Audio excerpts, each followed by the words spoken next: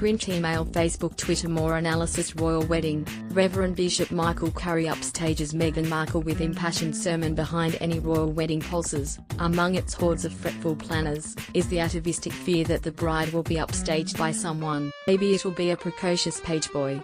Or perhaps a bridesmaid shapely derriere. It's a funny old wedding, however, in which the bride is upstaged by the clergy, and yet that is exactly what happened. It began as a largely routine royal wedding, remarkable only for the extra wattage in its star turnout. The weather was perfect, the crowds gathered and the Queen disembarked from her Rolls-Royce dressed in a shade that no other nonagenarian in the world would be self-possessed enough to attempt. The invited guests took their seats with that slightly entitled air common among people who have had to be instructed on the invitations to wear hats but not swords, please. The published order of proceedings, which still included the bride's father, a moment of thrift having precluded the printing of a fresh set, was at once over-detailed and somehow dull, like the persistent whisperings of an extremely reliable equerry. At 11:45 a.m. the mother of the bride, Miss Doria Ragland, arrives at the Galilee porch and is received by the Dean of Windsor and is conducted to her seat in the choir. At 11:52 a.m. Her Majesty the Queen arrives at the Galilee porch and is received by the Dean of Windsor, who presents the Canons of Windsor and the Archbishop of Canterbury. Those in the choir stand as Her Majesty is conducted to her place in the choir.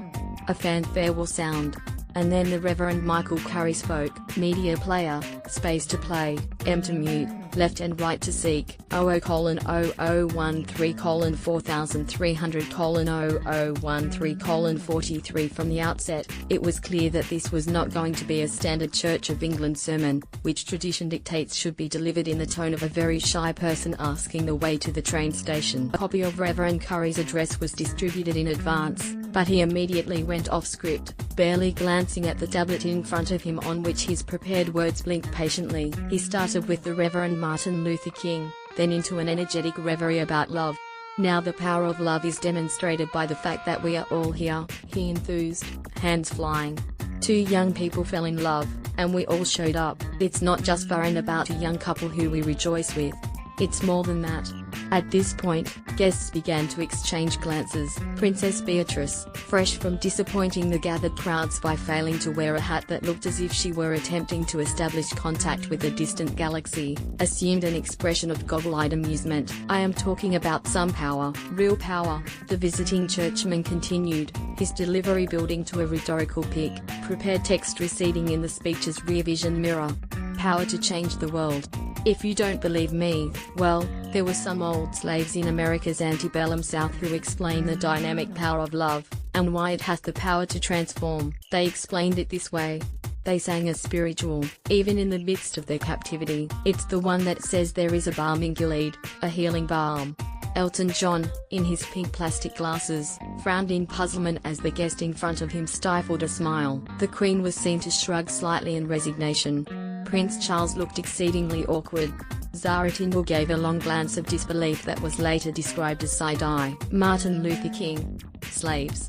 Now, England didn't have an elaborate formalized slave-owning racket the way America did, but one could very confidently say that among the 600 assembled there would be plenty whose vast inherited fortunes were boosted at some point by the blood, sweat and tears of fellow humans who were not paid for their trouble. So the Reverend's words were bold and loud, and fueled by a passion and showmanship that, while by Episcopalian standards the preacher was barely tapping his foot on the accelerator, made many of the royal guests either look at their shoes or giggle. He mentioned love 58 times. This might explain the discomfiture of Prince Charles, who at the time of his first marriage expressed some difficulty with the concept. But there was one woman who looked entirely comfortable, nodding along contentedly to the words of the visiting bishop, and it was the woman who otherwise had the most reason to feel ill at ease, the woman who only 2 days earlier had flown from California to London to meet the Queen, say hello to her only daughter, then head to a castle built 1 millennium ago by William the Conqueror to see that daughter marry a prince in front of a global television audience of 20 million or so.